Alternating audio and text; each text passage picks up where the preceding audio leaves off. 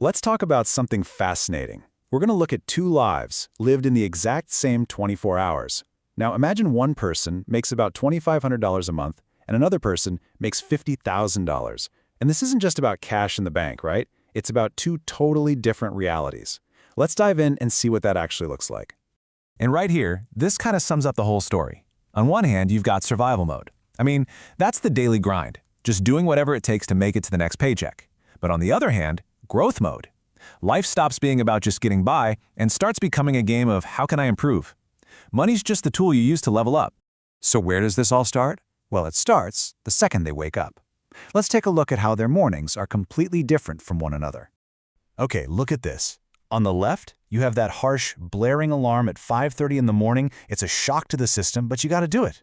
On the right, a totally natural wake-up, maybe with some smart lighting that mimics the sunrise. See the difference? One person's day starts with a jolt, reacting to demands, while the other's starts with intention. You know, where you wake up completely changes how you think. For one person, it's a small apartment, maybe a long commute from the city, and the very first thought of the day is bills. That weight is just always there. For the other, it's a penthouse with a view, and the first thought is about growth, about getting better. The view from your window really can change your outlook on life. And yeah, even something as simple as breakfast is totally different. For one, it's about speed and cost. Just grabbing some cheap cereal and coffee on the way out the door, it's just fuel. For the other, breakfast is a mindful ritual, a protein-rich meal to optimize the day. Time itself is the real luxury here, isn't it? Okay, so they're out the door.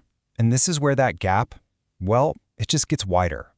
The moment they hit the streets, the difference between their worlds is impossible to miss.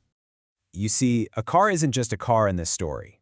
For one person, that 15-year-old ride is a source of constant stress. If that thing breaks down, it's a full-blown financial crisis.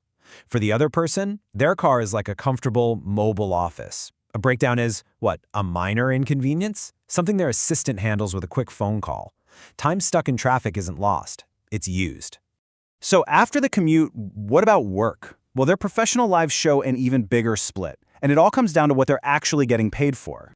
So check this out. The first worker is trading their time and their physical energy.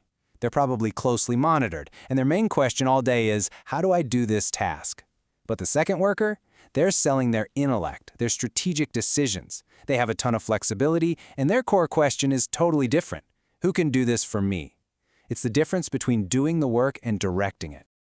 But you know, all this stuff, the cars, the apartments, the jobs, that's all on the surface. They're just symptoms. The real difference, the biggest gap, you can't even see it. So what is the real game changer here?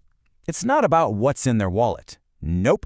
It's something that quietly shapes every single choice they make. It all comes down to their mindset. Think about it. When every single day is a battle just to keep your head above water, your entire world shrinks.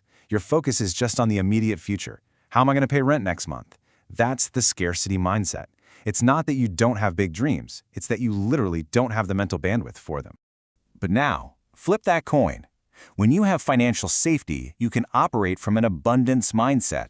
You're not just thinking about next month, you're thinking 5, 10 years down the road. And here's the crazy part. You have the luxury of making mistakes, of failing, because one failure won't wipe you out. Money isn't the thing you're chasing anymore. It becomes the tool you use to build your world.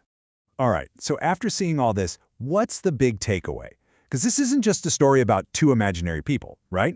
It's kind of a mirror, showing us the forces that can shape our own lives. Think about that. The exact same 24 hours, but two completely different worlds. It's a powerful reminder that the quality of our time, the freedom, the stress, the joy, is what truly defines our lives, maybe even more than the money we have. And that leaves us with one final, pretty important question, a question for you. Take a look at your own life. Are you operating in survival mode, just reacting to whatever life throws at you? Or are you actively building a life by design, on your own terms? It's definitely a question worth thinking about.